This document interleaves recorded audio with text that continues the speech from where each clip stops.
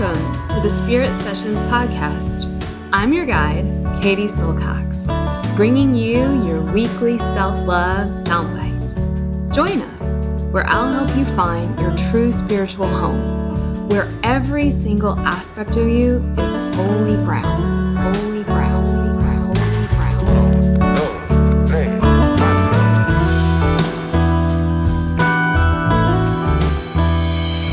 This is Spirit Session Podcast with Katie Silcox. Venga chicos, empezamos. 5, 4, 3, 2, 1, 0. All engine running. Liftoff. We have a liftoff. Hi everyone, Katie here. This podcast is intended to inspire you, educate you, and most importantly, support you on your journey towards knowing who you really are, that inner self, that inner teacher.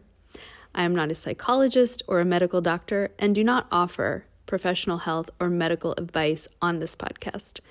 If you are suffering from any kind of psychological or medical issue, please do the right thing and seek help from your qualified health professional. Hey, beautiful. It's your girl here, Katie Silcox, coming to you on a really cold, beautiful Virginia morning. And I am exhausted in the best of ways. As you know, it's been a while since I've done a single solo podcast. I've been on book tour. I've been finishing up an incredible year of level 1, 2023. We finished the class last night and oh my God, this school is getting better and better. I mean, it's always been great, but just the vibe. So many women from all over the world. And last night we had the opportunity to share our experiences of being together in this community over a year almost together. And one word, or actually two words, kept coming out over and over and over again of what these people received from this experience. And that was the divine feminine, or the feminine. And what drew them to our program was the feminine. And I was thinking, you know, we live in a world where there's so much confusion over everything really, but one of the things that we're so confused around is our gender. And there's so much fighting around these words and so much reactivity around these words. And yet here we are, this little school saying we're going to give primacy and energy to this thing that we call the feminine. And the reason that we do that at Shakti School is because so much of the soup that we are all eating, the water that we're all swimming in, is coming from this more masculine approach. And so there's this hunger, especially for women, to connect to the feminine. And of course, there are men on the planet that have this, and everyone has this. It's not about a body part or a specific gender that you were born with, or biological sex. It's about an energy, an essence, if you will, a state of consciousness. And it's so vital, and it's been so important in my journey. And as I think about the word, I'm thinking always about the yin and yang symbol and the mudra, this hand gesture that we use in class over and over and over again. And you can do it right now, where you just hold up your left and your right hand and you point your fingers away from your face. You have these two palms in receiving mode, but also in duality mode, in left and right, male and female, masculine and feminine, light and dark, sun and moon. These are the essences of Hatha yoga. Hatha means sun, moon practice. And what we are attempting to clarify as we clarify our consciousness, our minds, as we get more clear. We're beginning to see that you can't have one without the other. That in the dark, there's the light, and in the light, there's the dark. In the black, there's the white. In the white, there's the black. And there's such a spirit of healing that we experience when we can open to the freaking paradox that is reality, that is truth, that is spirituality, that is healing. Let me give you an example. Many of you who've been listeners of mine or students for a long time, I studied yoga for a decade with dudes. And I loved these men and I needed a good father figure and good father figures in my life. And it was not uncanny that I would have been drawn very strongly to studying with strong male yoga mentors. And I feel so much gratitude for them. And yet there was something that was missing for me, and I had to move away from those systems and even women teaching those systems, right? And what do I mean by that? I mean, if you go to most ashrams in India, or if you study with any particular, quote, brand of yoga, or you study, quote, traditional yoga, or even traditional Ayurveda for that matter, you're going to enter into a beautiful system that is got some pretty rigid ways of seeing, some big rules, some thousands of years of old traditions. And there's such a power and a beauty in that, right? Like thousands of years. And I also think there's a fallacy around thinking that these traditions are thousands of years old, because they're not, right? When I say thousands of years, I also mean ideas and philosophies and ways of seeing and reality and practices that have been evolving and changing and evolving and merging and shifting for those thousands of years. There's not a yoga tradition that we can put our finger on. There just isn't. Now, some of the great scholars of yoga can show us depictions of cave-dwelling yogis and positions that they were holding. And of course, we can go back to these obscure old esoteric books and read about yogis going down by the river and, cleaning out their bodies in these various ways through old Ayurveda techniques. Yes, these traditions do exist. But what we more often see, and I think what is more helpful when we're thinking about our own practical daily life, like I personally don't need to go down by the river and like use a string to choke myself and vomit up yesterday's parasites. Now, maybe I do. Maybe I do need that, but I'm joking because some of these practices just aren't applicable to a modern person's life. I know you guys are out there. You've got jobs. You're in a car. You've got kids. You got dogs. You got husbands. You got wives. We're in this technological world. And so the systems that worked thousands of years ago need to be updated. And for me, bringing in this feminine enabled me to open up to a world that I can only describe as magical, as Jung would call the archetypal.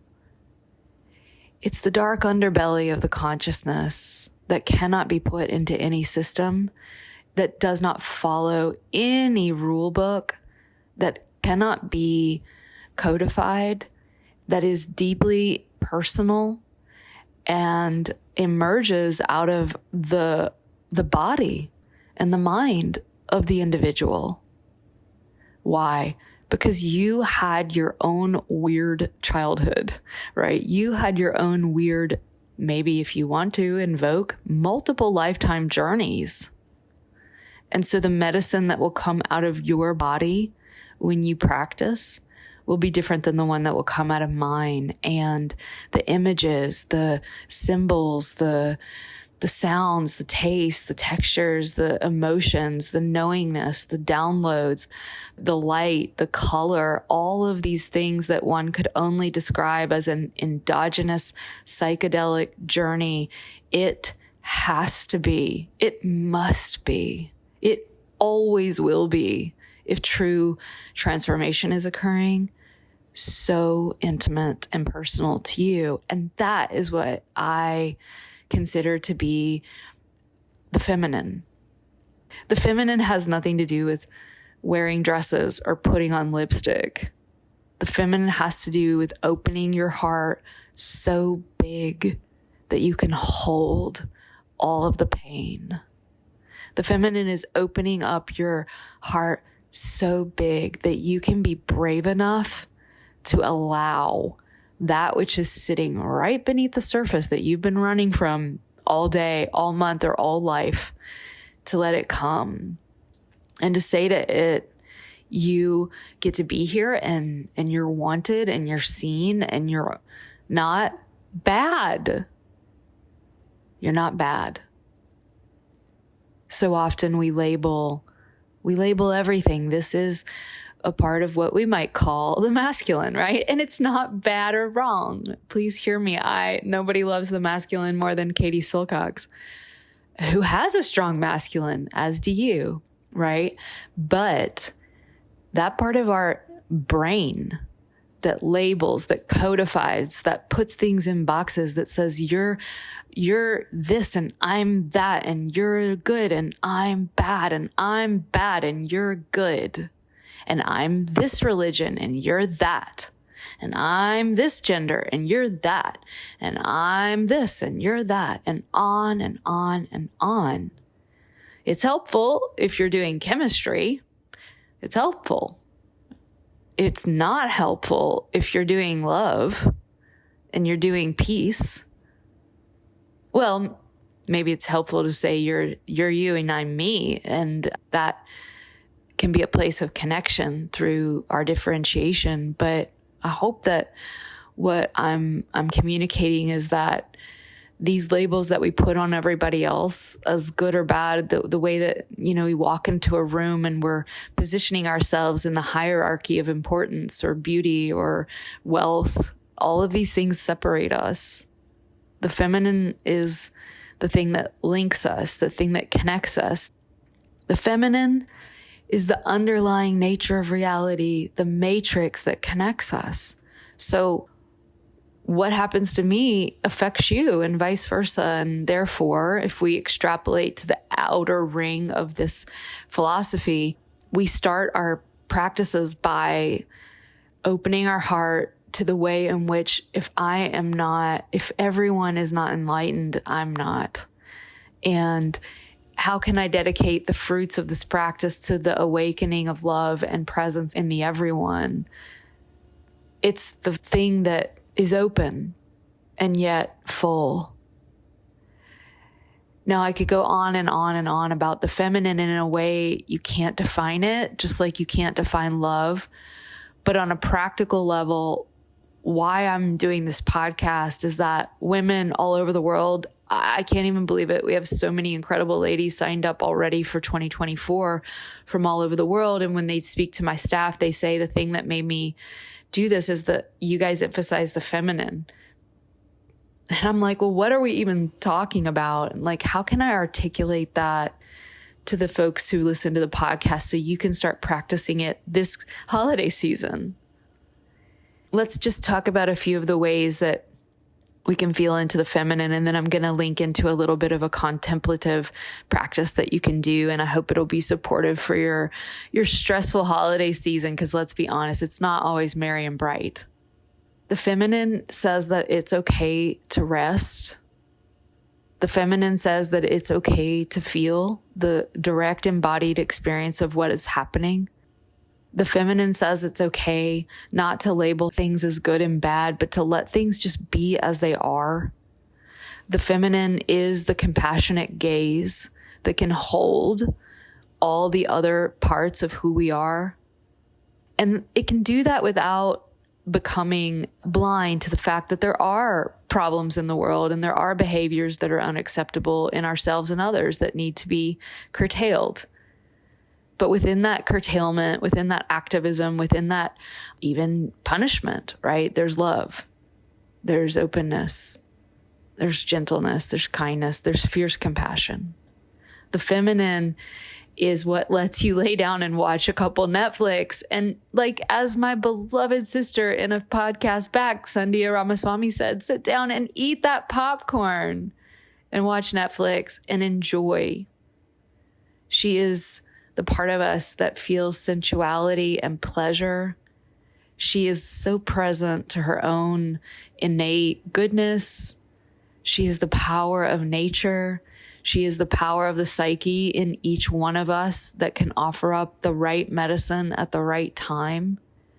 She is magical precisely because so often she reveals her medicine through the gateway of that part of us that we most abhor and run from.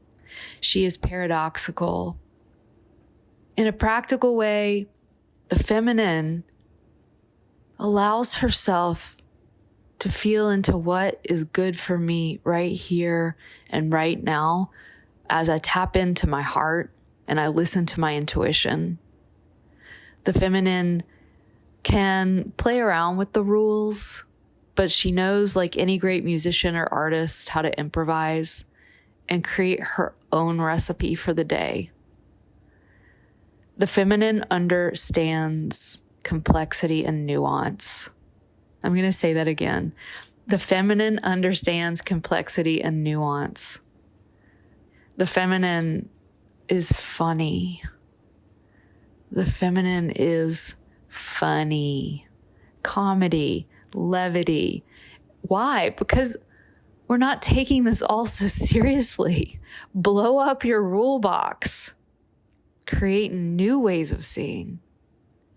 On a practical level, the feminine is open, and one of her superpowers is that she allows things to come to her.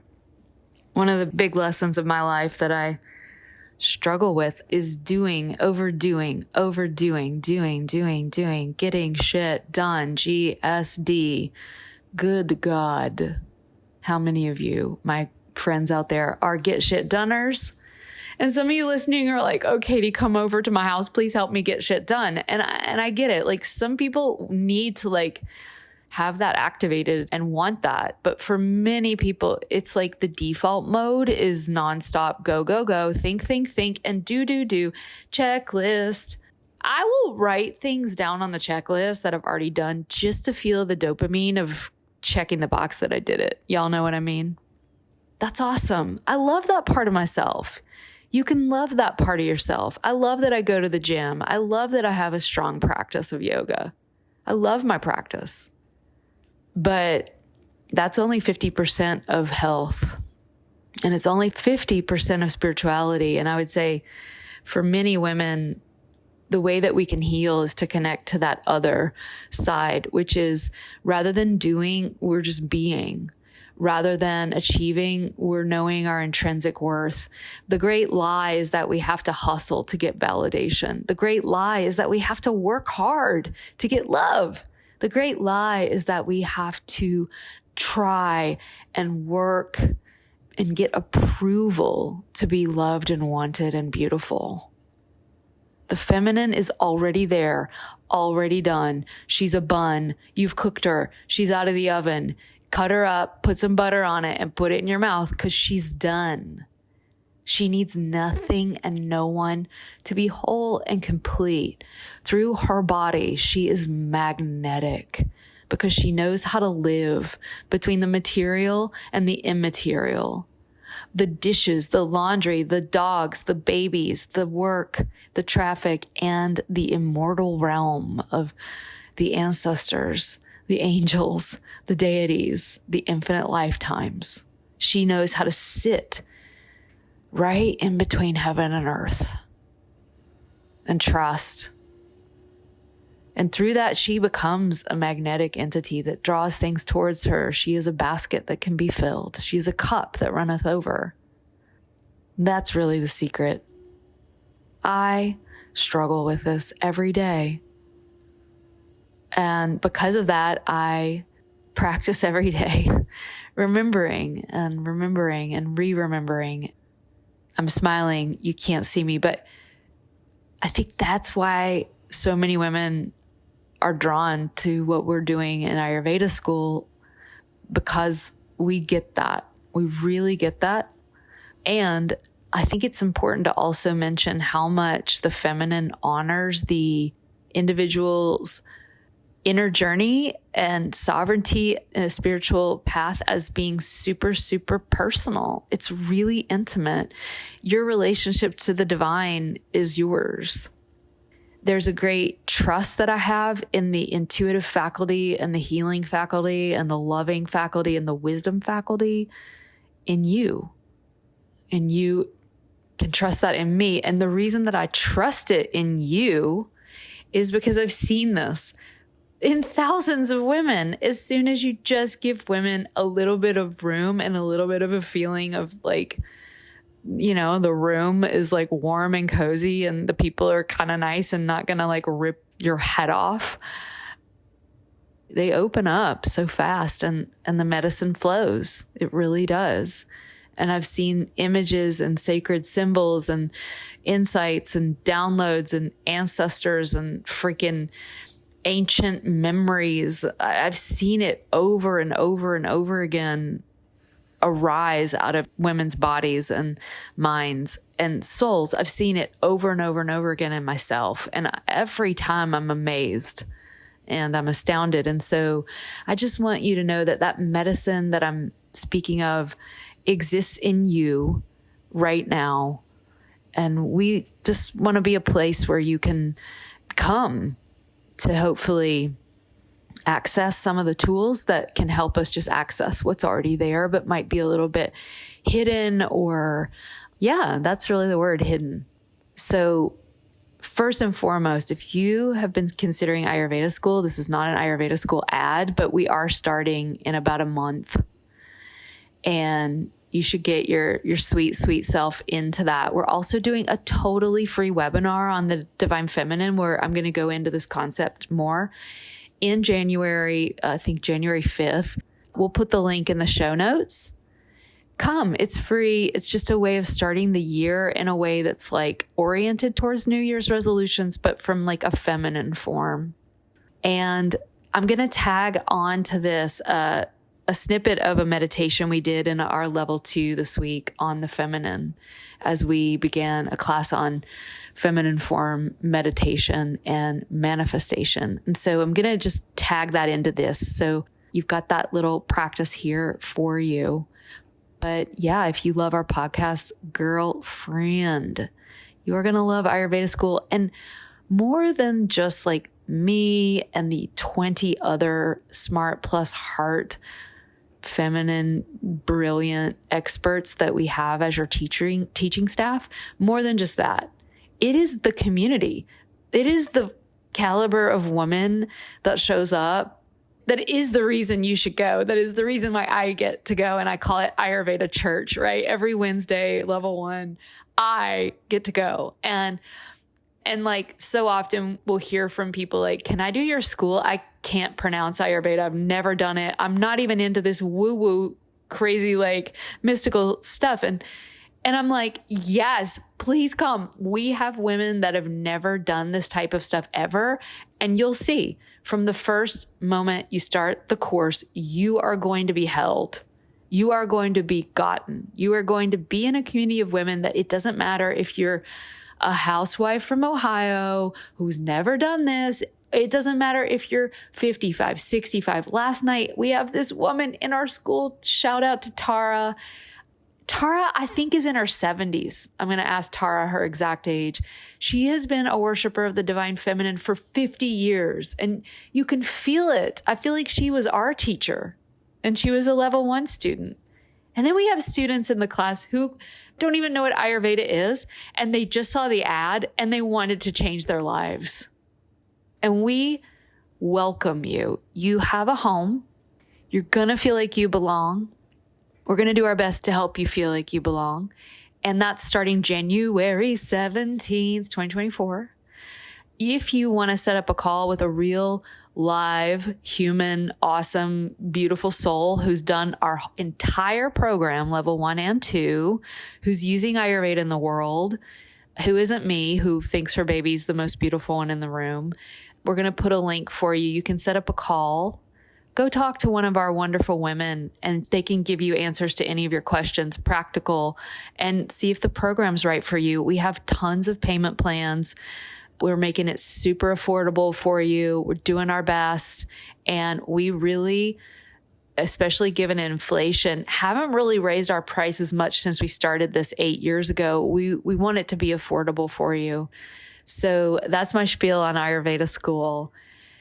All right, ladies and gentlemen out there, here is a contemplation for you for your holiday season on the divine feminine in you right here, right now. Much love.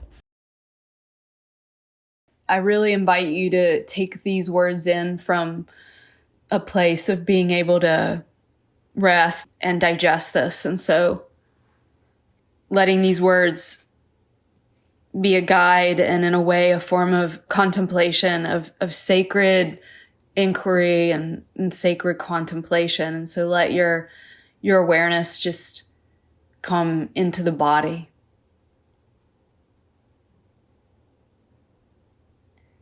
And often as we consider these things, it can be helpful to let parts of you that might be held in old patterns of tension and gripping relax. And so often for me, I'll find, like my jaw is pretty tight right now. Can I, without forcing anything, can I just be aware of the tension and offer up another way, another possibility?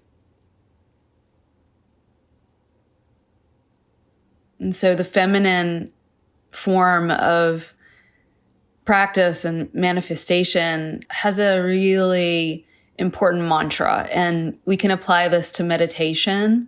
We can apply it to how we work in the world, how we are in relationship. We can apply it to everything. And I want you to take a full breath in and a full breath out, and do that a few times without forcing. We're just going to breathe and consider this sort of mantra of the feminine, which is this. It's, you don't have to try so hard. What would it feel like to breathe without trying so hard? What would it feel like to move your attention into your body and notice things that you like or don't like, but you don't have to try so hard to fix anything?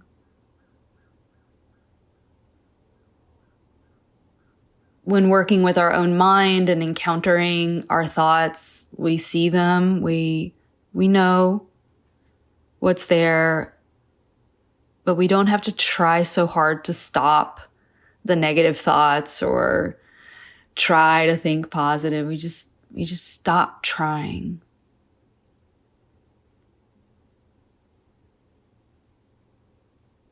As you breathe in and we contemplate today the feminine, remember we all have the feminine essence and we all have the masculine essence, but for today, we're going to really focus on, how do I connect to this feminine energy?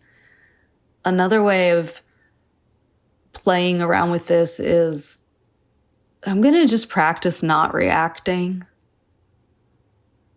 My reaction can happen internally. We often can't do anything about those reactions, but I'm not going to play that out. And so as you breathe and you notice your body and your thoughts, what you like about your life right now, what you don't, what you like about your experience right now, what you might not, you can just choose to not get so invested in certainty and reactivity. As you breathe, what would it feel like to embody a little bit more receptivity? You can think of it in any shape you like. It could be a bowl or a cup, a vessel. Letting yourself become open and spacious, empty. I want you to feel like you can let life right now, like in this moment, pursue you. You don't have to hunt for things anymore. You are gathering your body like a basket. This is how the feminine draws things towards her.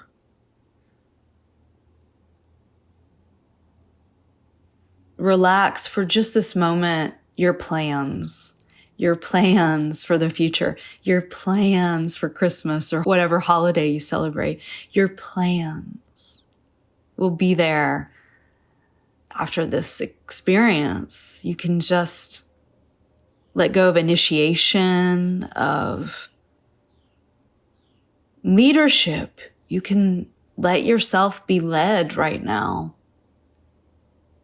You can be led by my voice, but more importantly, you can be led by something subtle inside yourself that's guiding you all the time. You don't have to lead.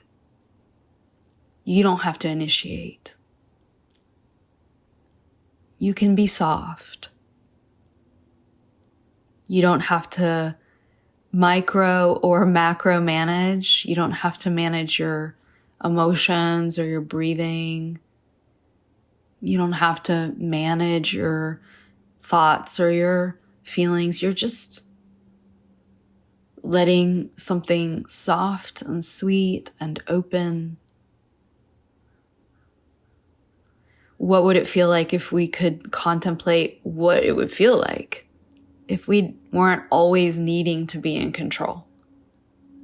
And so as you let go of control, what can often happen is the part of you that wants to be in control rears up, right? And so we're not going to try to get rid of that. We're going to go, wow, look what it feels like to want to control a situation with someone else, with something in my life, and notice that.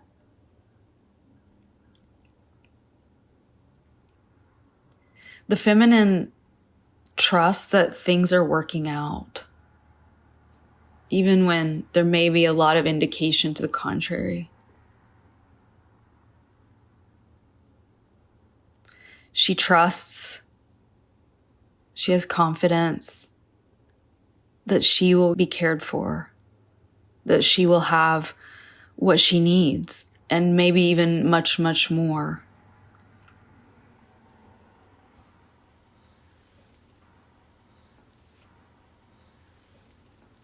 So over this last minute, just letting yourself really rest in your body and calling in whatever shape comes to you when you hear the words feminine, rest, ease, dignity, spaciousness. What shape do you see in your mind?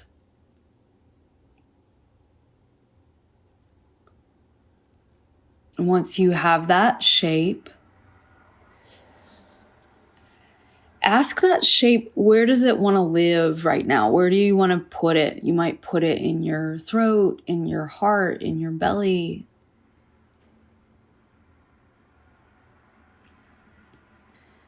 And really let the qualities of that shape be felt through the body right now.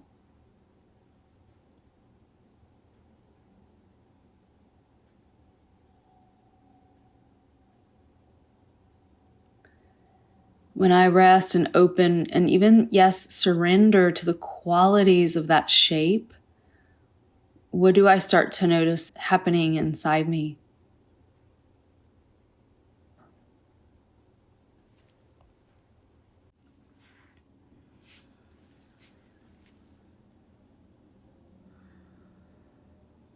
And now keep that shape where it is. And if it wants to move to another place, that's also totally fine. It may be a specific color and texture and temperature.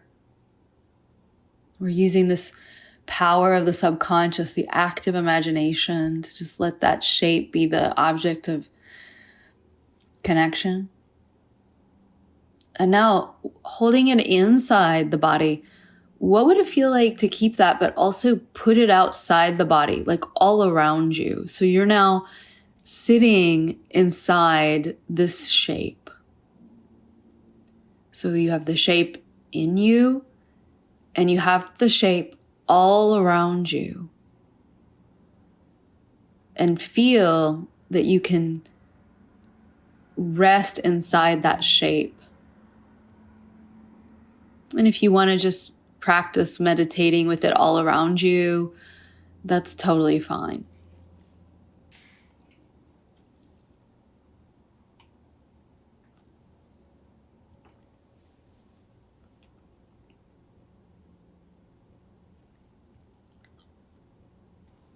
And remember, we're practicing being in a part of the mind that isn't analytical. That's a good part of our mind, but we live there most of the time. And so we're just letting ourselves turn the practice, turn the mind a few degrees to the left. It requires a little bit of a letting go of other parts of the mind to enter into the shape, the qualities of the shape, the texture.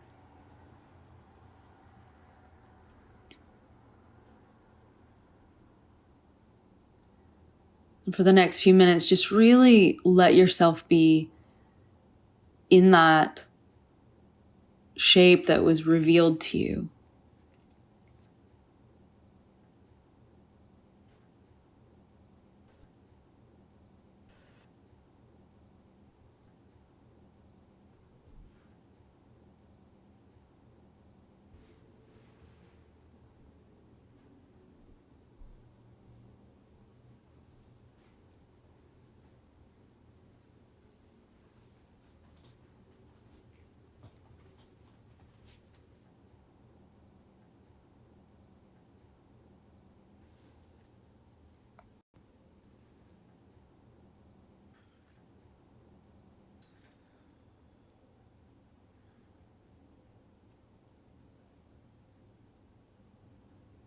And now this last part of this practice is feeling that the shape itself had a quality of magnetization, of gathering. Feeling now that the shape all around you has a quality of magnetization, of gathering in.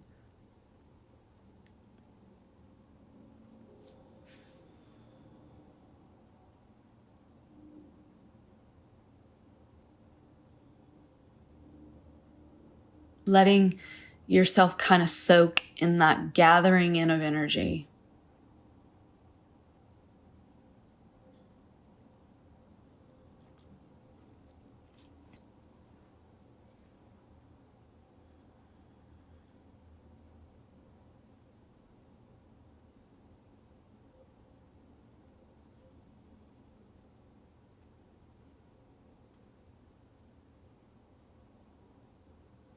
You can let that shape all around you be as big or as tight to your skin as you want.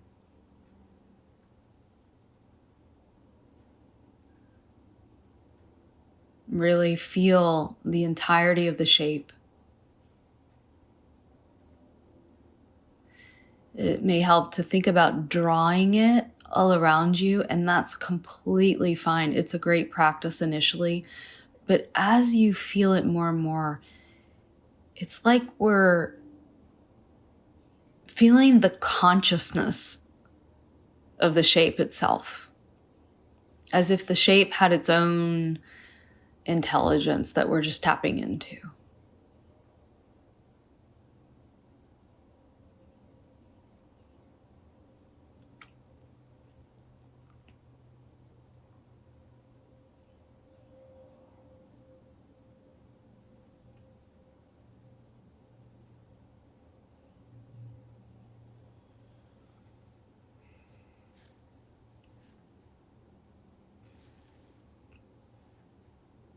Good. Know that you can slowly start to open your eyes and take in the room, but as you do it, can you feel still connected to that shape all around you? Knowing that what's so cool about this is that you can now have this any moment. Like you can bring this shape in if you're at a dinner party or at a cafe or getting overwhelmed in a conversation. Like now you have this yantra, this shape that no one imposed upon you. Nobody told you this was the right shape for you. It came. And so This is a wonderful thing to keep around and use anytime you need for that deeper sense of, well, the feminine support. A big special thanks to Kevin Carlisle of Goodbye Gemini, who wrote this beautiful podcast music, and to DJ Juan Pablo Jimenez in southern Spain for mixing it and making it magic.